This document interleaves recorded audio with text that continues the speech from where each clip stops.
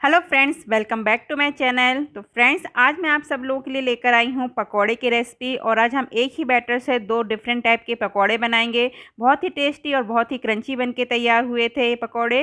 तो चलिए रेसिपी को स्टार्ट करते हैं। तो सबसे पहले तो हम जो पकोड़े हैं उसका बैटर तैयार करेंगे। उसके लिए मैंने 3 से 4 कटोरी बेसन लिया है, उसमें थोड़ी सी अजवाइन डाली है और आधा चम्मच हल्दी पाउडर डाला है। उसके बाद हम इसमें डालेंगे 2 चम्मच करीब धनिया पाउडर और आधा चम्मच करीब लाल मिर्च का पाउडर। आप यदि मिर्च ज़्यादा पसंद करते हैं तो आप ज़्यादा भी डाल सकते हैं। उसके बाद मैंने स्वाद के अनुसार नमक डाला है, आधा टीस्पून करीब।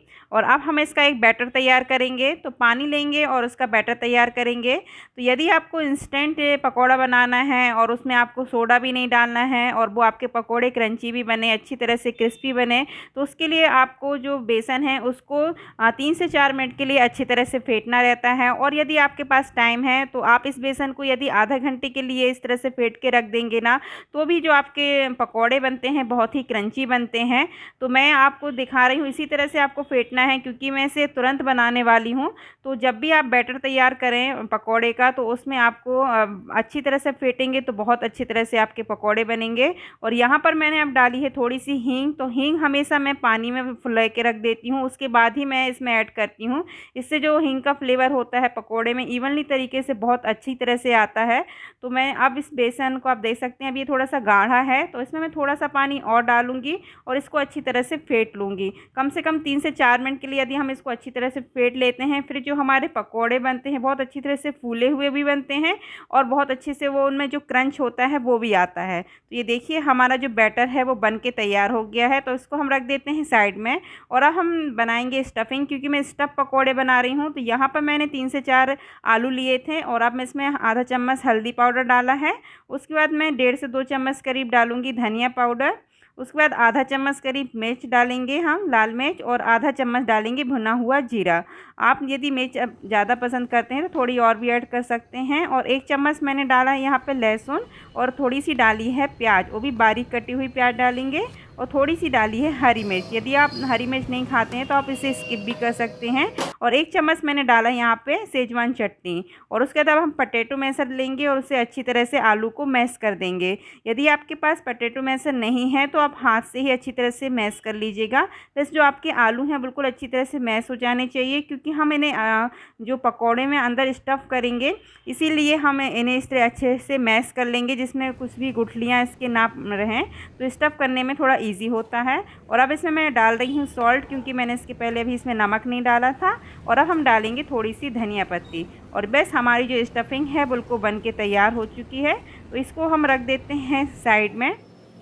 और अब हम सबसे पहले बनाएंगे ब्रेड पकोड़ा। तो ब्रेड को पकोड़ा हम स्टफ़ करके बनाएंगे। तो सबसे पहले जो ब्रेड की जो साइड के जो किनारे होते हैं उनको हम अलग कर देंगे।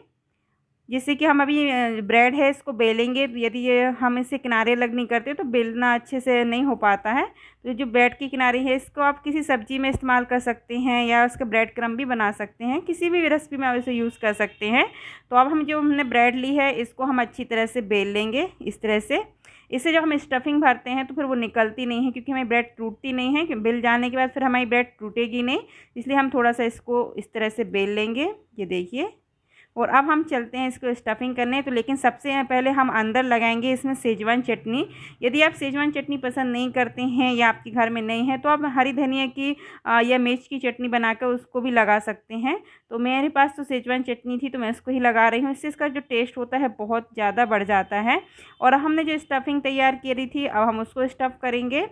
तो आप या तो आप इस तरह से गोला बना के इसके लंबा लंबा करके इस तरह से स्टफ़ कर सकते हैं या ऐसे भी कर सकते हैं, क्योंकि वह ये ब्रेड में अच्छी तरह से इस तरह से हम इसको पुश करके करते हैं तो फिर ब्रेड में आलू अच्छी तरह से चिपक जाते हैं, फिर वो निकलते नहीं हैं। तो मैं सेकंड वाला भी आपको करके दिखा देती हूँ। तो सबसे पहले हम यहाँ पे सेजवान चटनी लगाएंगे और उसके बाद हमने जो मसाला तैयार करा हुआ है आलू का उसको लगा देंगे इस तरह से। और उसके बाद हम थोड़ा सा अच्छी तरह से प्रेस ज़रूर कर दीजिएगा, जिससे कि ये ब्रेड में अच्छी तरह से चिपक जाएगा। फिर जब हम इसे फ्राई करेंगे तो आलू नहीं निकलेंगे। तो ये देखिए ये हो गए हैं। तो चलिए अब हम चलते हैं इसे फ्राई करने की तरफ। तो हमारा बैटर तैयार है तो उसमें मैं थोड़ी सी प्याज डाल रही हूँ बारीक कटे हुए। इससे जो बाहर का क्रंच भी बहुत अच्छी तरह से आता है, इसलिए मैंने थोड़ी सी प्याज को काट के डाला हुआ है। तो अब ये बैटर तैयार है। तो अब हमने जो तेल है उसको भी गर्म करने के लिए चढ़ा दिया है। तो जब भी आप इस ब्रेड पकौड़ा बनाएं तो तेल को पहले ही गर्म कर लीजिएगा। अब हमने इस तरह से पूरी तरह से अच्छी तरह से बेसन को लगा के इसमें डाल दिया है। और भी हम डाल देते हैं। मैं 4 करीब हमारी कढ़ाई में आ जाएगा। आप देख सकते हैं जो आँच हमारी काफ़ी तेज़ है। जब आप ब्रेड पकौड़ा डालें तब आपका जो गैस की फ्लेम है वो हाई रहनी चाहिए। उसके बाद जब आप पूरे ब्रेड पकौड़े डाल दें उसके बाद इसका जो फ्लेम है उसको आप मीडियम कर दीजिएगा। नहीं तो फिर ब्रेड पकौड़े बाहर की तरफ से तो अच्छी तरह से कुक हो जाएंगे, लेकिन अंदर की तरफ से थोड़े से फिर वो इतने अच्छी तरह से कुक नहीं होते हैं। इसलिए मीडियम फ्लेम में हम इसे अच्छी तरह से फ्राई कर लेंगे। तो पहले हम एक साइड कर लेंगे, उसके बाद हम इसको पलट देंगे। और आपको जब तक इसे फ्राई करते रहना है जब तक इसका एक अच्छा सा कलर ना आ जाए। बस आप इस बात का ध्यान रखिएगा कि जो मीडियम फ्लेम पर ही आप इसे सेकेंगे, हाई फ्लेम पर नहीं। बस डालते समय बस आपका जो कढ़ाई है वो हाई फ्लेम पर होनी चाहिए। जब एक बार आपके ब्रेड पकौड़े डल जाएं फिर आप इसको मीडियम कर लीजिएगा। तो इसे फ्राई होने में 2 से 3 मिनट का टाइम लग जाता है। तो मैंने इसको पलट के भी अच्छी तरह से फ्राई कर लिया है। आप देख ही सकते हैं इसका जो कलर कितना अच्छा आया है। तो ये 2 ब्रेड पकोड़े हमारे सिक्के तैयार हो चुके हैं। तो मैं इनको निकाल लेती हूँ और बाकी थोड़े से रह गए हैं तो इसको भी मैं अच्छी तरह से कर लेती हूँ फ्राई अच्छी तरह से। ये देखिए ये भी हो गए हैं, पलट भी लिया हमने। और आप इनका कलर देख सकते हैं कितना अच्छा आया है। और आप देख ही सकते हैं कि कितने ज़्यादा फूले हुए हैं। आप जब बेसन को अच्छी तरह से फेंटेंगे ना तो बहुत अच्छी तरह से फूल जाते हैं हमारे ब्रेड पकौड़े। ये देखिए बन के तैयार हो चुके हैं। और ये देखिए कितनी अच्छी तरह से अंदर भी सिके हुए हैं। बहुत ही खाने में बहुत ही टेस्टी और यम्मी लगते हैं ये। तो चलते हैं अब हम दूसरे पकौड़े की तरफ। तो इसके लिए हम आज बनाएंगे सेकंड मिर्च का पकौड़ा। तो मैंने मिर्च में इस तरह से कट लगा लिया था और थोड़े से बीज थे तो उनको निकाल दिया है। और जो हमने स्टफिंग बना के रखी है उसको हम अच्छी तरह से इसमें फिल करेंगे। अच्छी तरह से फिंगर की सहायता से अच्छी तरह से पुश करते करते हम इसको अच्छे से मसाला भर लेंगे अंदर तक। और उसके बाद इसको दबा देंगे इस तरह से। देखिए इस तरह से करना है और इसको फिर हम इसे मुट्ठी से इस तरह से दबा देंगे और पीछे की तरफ से भी अच्छे से इस तरह से कर लेंगे, पुश कर लेंगे। ये देखिए तैयार है। इसी तरह से हम बाकी मिर्च भी स्टफ़ करके रख लेते हैं। ये देखिए हमारी मिर्च पूरी तैयार हो गई है स्टफ़ करके। अब हम इसको डालेंगे तेल में। कढ़ाई मेरी ऑलरेडी गर्म है तो मैं उसमें ही डालूँगी। तो बेसन आपका इस तरह से हम अच्छे से लपेट देंगे। मिर्च थोड़ी सी बेसन उसमें अलग हो जाता है तो उसको जब भी जहाँ से भी लगे कि आपका वहाँ पर बेसन कम है तो आप ऊपर से थोड़ा सा बेसन इस तरह से डाल सकते हैं। तो इस कढ़ाई में 4 पकोड़े आराम से डल जाएंगे। तो मैं 4 मिर्ची के पकोड़े डाल देती हूँ और देख लेते हैं कि कहीं कहीं से यदि मिर्च ऊपर से बेसन कम हो गया है तो हम थोड़ा सा बेसन इस तरह से डाल देते हैं। तो ये वैसे हमारे मिर्च पकोड़े भी वैसे हमने डाल दिए हैं और इनको भी हमें तब तक फ्राई करना है जब तक कि इनमें बहुत अच्छा सा एक कलर ना आ जाए। तो इनको भी 2 से 3 मिनट लगते हैं। तो डालते समय बस आपका जो गैस का फ्लेम है वो हाई रखेगा। उसके बाद आप इसका जो फ्लेम है उसको मीडियम कर दीजिएगा। इस बात का आप ध्यान रखेंगे तो जो आपके पकोड़े हैं बहुत अच्छी तरह से बनेंगे। और आप देख सकते हैं जो कढ़ाई में तेल किसी भी पकोड़े ने इतना ज़्यादा सोखा नहीं है। कढ़ाई में काफ़ी तेल बचा हुआ है।